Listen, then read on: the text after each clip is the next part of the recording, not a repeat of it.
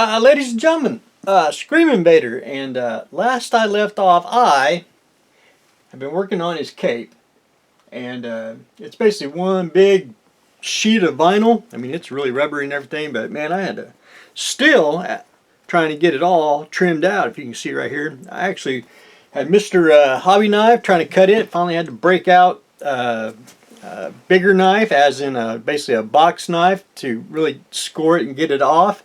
Then that still wouldn't really cut it, even with the sharp blade, so I had to go in with scissors and just start clipping out. So anyway, we're at break time now on this, so we'll continue on trimming out the cape and getting it flush and everything, and then we'll get that mounted on to Lord Vader. And just not enough room to put everywhere. So he also has an inner cape, which I had to get that off the big cape, and it basically goes on the inside like that. You don't see the back, so because the back of the vinyl, you can see where it's all I guess slush, however vinyl kits are made. But anyway, you're just going to see that part, and again, I got to go in and trim everything off and get it to fit. So speaking of that, he was supposed to be on he wanted on a nice base, and what I'm going to do on the base here is where you see the I want to say photo etch gold. I'm going to paint that all shiny black, and then I'm going to leave wood base, shiny black, and then whatever nameplate you want to put on it, you can do whatever you want. And this is a good example. This is a very big model. I have to ship it. And number one, he can't really be on the base. So one thing about the base, I did drill a hole. You can see there on the bottom. He does come off. He does fit in the hole like so. You can get him however you want him. But there's one thing you're going to have to do. He's a little levitating.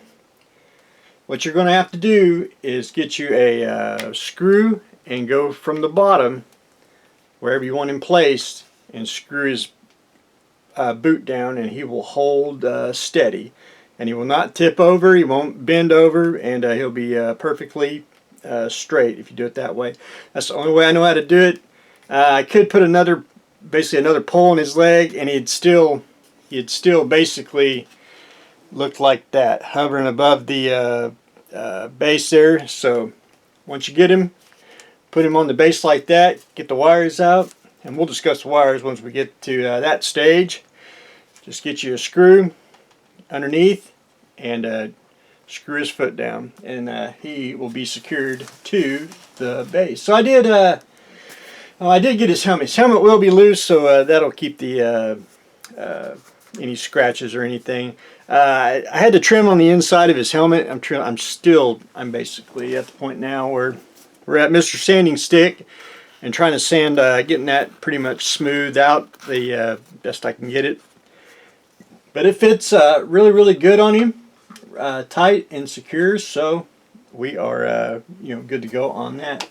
I did start to paint him, and he's actually going to be two colors, or excuse me, one color, and that is where is it? Let me go get it. Oh. I am never prepared when I turn the record button. He's going to be black primer. That's his main color. And for the armor, he's going to be Pledge Future. And the reason is, he is a vinyl kit. You cannot put any, in my experience, cannot put any enamel paint or anything like that, because it'll make him tacky. And that's just a big problem. I've been there, done that. So what I do is black primer all of them. I'll go in with the Future, and we'll do the helmet, the armor, and the boots and everything. Then for the softer parts, it'll be two-tone color. You'll be able to see a gloss and a dull coat. And then we'll go in very so lightly, basically with a black gray. And we will dry brush the cloth parts, and that give him just a hint of color. But that'll be more of, you have to see it in person before you won't see it on camera. But if that makes sense. But anyway, that is where I am on Vader. So hopefully we can get I'm hoping to get a little more done, because I want to work on his Mr. Lightsaber, and I got to cut out a couple of lightsaber parts out of the vinyl part here, which trying not to cut my finger, which I've been getting close. And when I get close to cutting my finger, I put it down. I'm done for the day. Don't want to go get it sewed up, you know. But anyway, that's what I'm trying to do now. Get some of the parts. I'm speaking of lightsaber. Better get this out of the way. You get this. It's a I don't know, glow rod, what I call it. Again, that's the lightsaber you get with the kit. I got a LED in here, so I went in with, and I wish you could buy like a half pack. I really didn't want to buy a whole pack of these, but I did. I must be going to use them down the road. They make a 1/8 clear rod, Plastic does. So I'm going to tint this red and get the beveled on there for the lightsaber. And it's not too short. I mean, it's just barely, but I think it's just good enough size for it all the way up here. And then I'll take some tubing and we'll get the lightsaber parts on tubing, be able to put that in, and that'll be separate and removable. So because I got to ship it, and it should light up. So anyway, we're not there yet, but that's we're working our way to the lightsaber. But after I get him painted and trying to get all the big stuff done. So that's where I am on Screamin' Vader. The EM50, I got him masked off, and then I started adding the green on there. And again, it's flat. I don't really care. Once I get all the paint on, I'll go in with the gloss and we'll shine it up. This way, way I like to do things around here. It just makes it a whole lot easier. I got one light coat, and I used Tamiya flat green for this because it's pretty close to the Sherwood. It's pretty close to the microphone fell off. Can you believe that?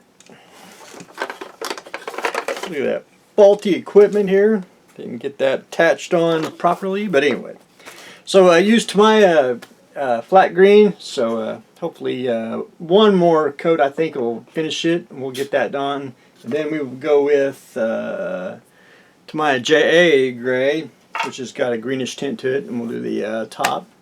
That's what I'm hoping to do. Hopefully in a couple days I'll be able to get that painted. If just there's not enough hours in a day, we even roll back the clocks. Still not enough time to do everything. And the Gundam, I'm going to start weathering him this week. I want to get him get a wash on him, and then I'm going to start doing some little chipping and everything. Keep it simple, keep it fun. Don't really want to do a whole lot. You know, I don't want to repaint the whole thing. But on the cars, I want to start repainting those. And I started with a what did I use? Winter gray gloss, and I started getting that on there. I'm going to put one more coat, and then we'll go in and weather them. And this is for the weapons car, so we'll try to get that started this week. And then, and I promise I will do videos of the train layout with the Gundam, and then of course the ceiling tile dioramas is what I plan on doing. But anyway, that is what I have on the to-do list. But anyway, that's what I got going on today. Lord Vader here, he's getting assembled, and hopefully I can get his cape knocked out and get it all attached.